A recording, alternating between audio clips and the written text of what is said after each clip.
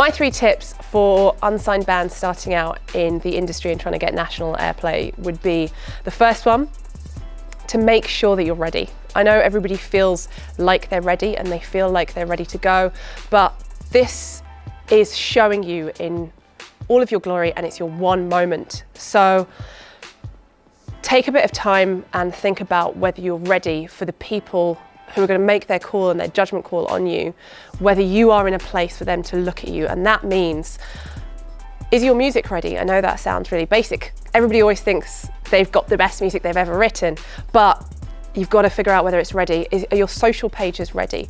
Are you touring? Because they're the kind of things that you could end up being judged on, and you need to make sure that you can just say, yeah, of course we're doing that.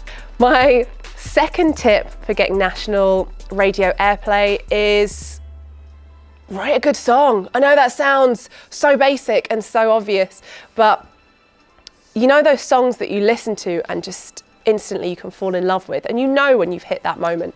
You can feel it as a musician. My third tip for getting national radio play would be to make sure that you don't have just that one person that you want to contact and you email that one person. I think the key to it is to make sure that you have, think of it as a machine gun rather than a pistol. Like, you've got to go out there, and if it means you're contacting an assistant producer, they might be the one who responds to you and puts you in touch with the right person. Make sure you look at all of the roles within the company and what they do, and because sometimes it'll be someone you don't expect to put you in touch. So for example, the reason I got the job at Kerrang Radio was because a PR thought I'd be really good for it, and he was having a chat with somebody who ran the radio station, and so you just never know where the next opportunity is going to come from.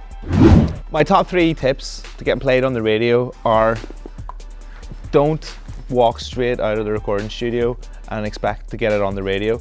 Take time, get your product together, get your plan together, get all your artwork and your press and all that together. The second would be, find out what DJs play similar stuff to you. So if you play really heavy house music or whatever, then you know you want to be going to a dance producer or a dance radio show. And the third tip I would give to any band is be nice. Be nice in person, be nice on your emails, be nice on Twitter, be nice on Instagram, because there are so many people that just demand to be played, and they think, oh, I've got a song so it should be on the radio. There's being positive and affirming with your stuff, and then there's just being a bit of a douchebag. So just be nice with it. With streaming, you want to remember that your record is only new once, so you only have that first time available to pitch it to the streaming services. After that, it becomes really, really difficult. So make sure you have your story, your plot, and your plan all ready to go as soon as you release the single. You might want to consider how long your song is. Some playlists work really well with longer kind of songs, but more of the pop and R&B and hip hop lists work better with shorter songs. So try and keep it anywhere between 2 and 4 minutes.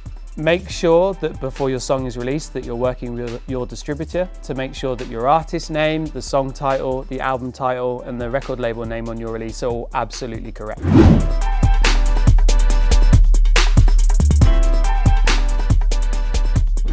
If you are a brand new musician and you want to get your music played on Radio 1, or you just want me to hear it, then the best way to get me is at any of my social media. So it's basically at Philly Taggart with 1 L on Twitter, on Instagram and Facebook. If you really want to get in touch with me, the best way to do that is just to perhaps search James Farrelly, Ministry of Sound, and I think you'll get my Twitter and my Instagram come up, and those are both really good places to reach me. If an unsigned musician wants to contact me and send me their music, the best thing to do is to get in touch with me on Twitter at IamSophieK, or